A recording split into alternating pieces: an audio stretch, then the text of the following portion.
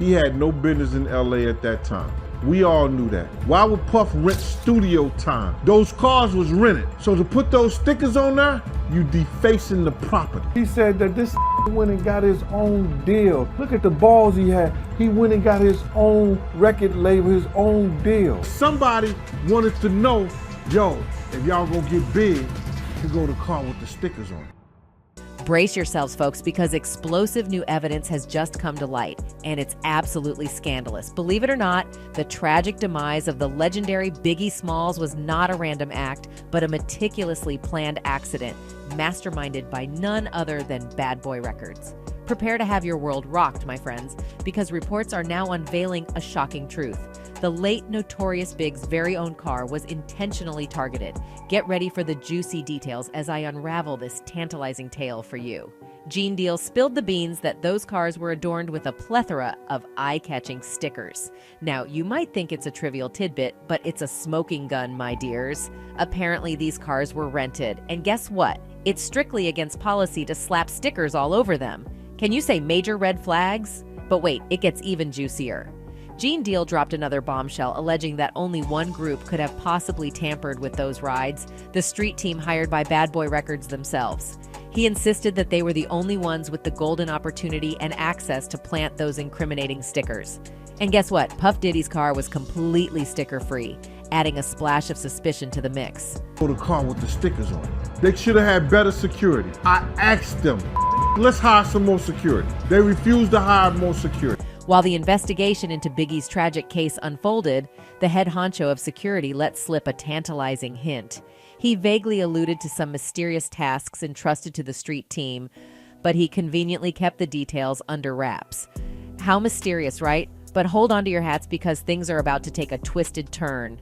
Now, with this fresh batch of information revealing an inside connection between the culprit and the victim, it seems highly probable that the mole within the street team had a pivotal role in orchestrating the diabolical scheme that separated Biggie's car from Diddy's.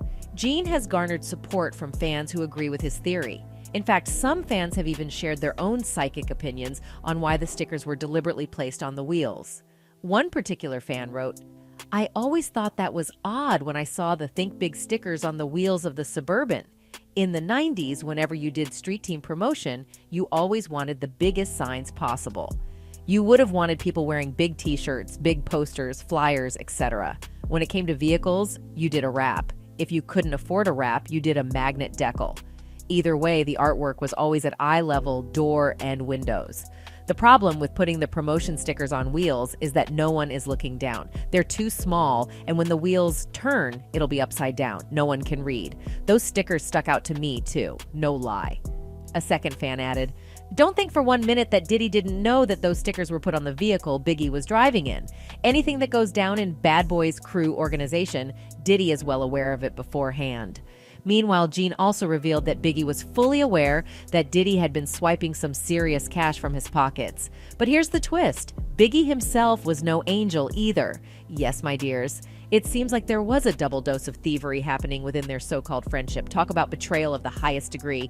But wait, there's more to this sordid tale. Gene, in a shocking expose, spilled the beans on another grave sin committed by Diddy. Brace yourselves, for this revelation will send chills down your spine. Despite the dangerous feud raging between the East and West Coasts, Diddy, the one entrusted with managing Biggie's career, shockingly refused to beef up security. Can you believe it?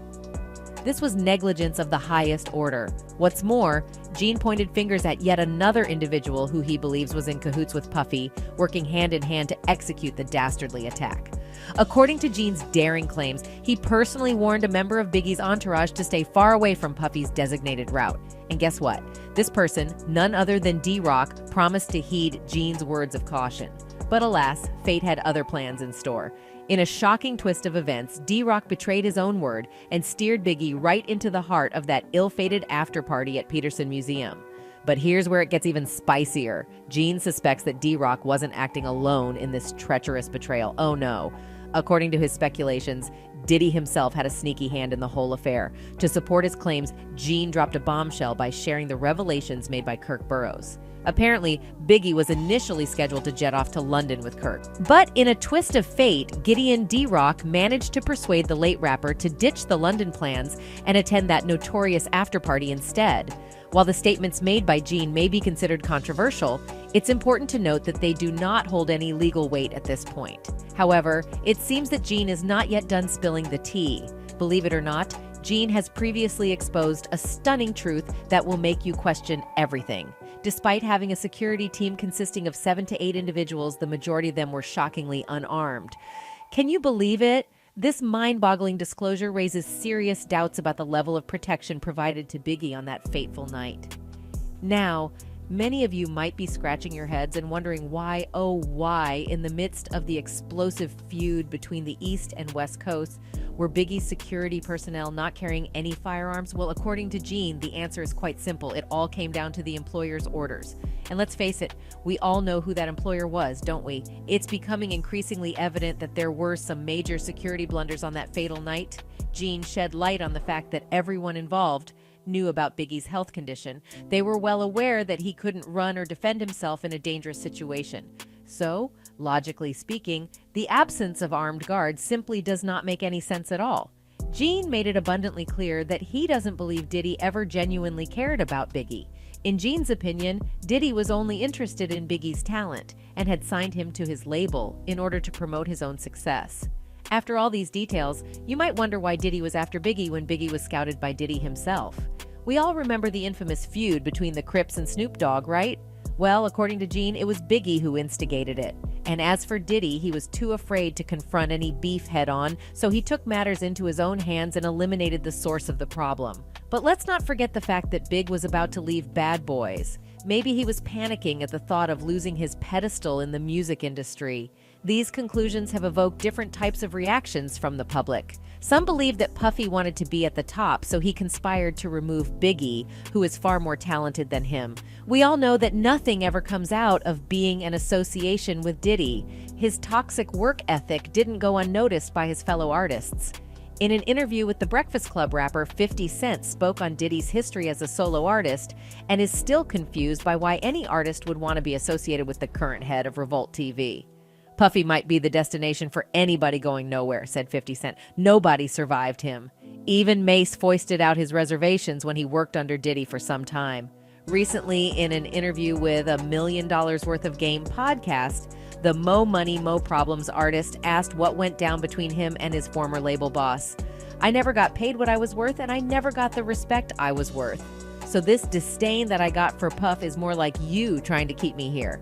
He just kept trying to keep me here like he didn't want me to grow at anything. And even after all this time, Biggie's mother, Valletta Evans, is still waiting for justice for her only child. Biggie's mother told EW exclusively while promoting the Netflix documentary, "Biggie, I have a story. As long as I have life, there's hope. I'll never give up. And I hope when I'm not in this world anymore, my friends and family will carry on the fight. There is always hope." In an exclusive interview with Daily Mail, Valletta blamed the LAPD for not solving the case properly. She even claimed to know the culprit herself. "I have a very good idea who murdered Christopher, and I genuinely believe that the LAPD know exactly who did too. They've done their investigation, but they just refuse to move forward. I don't know why they haven't arrested who was involved.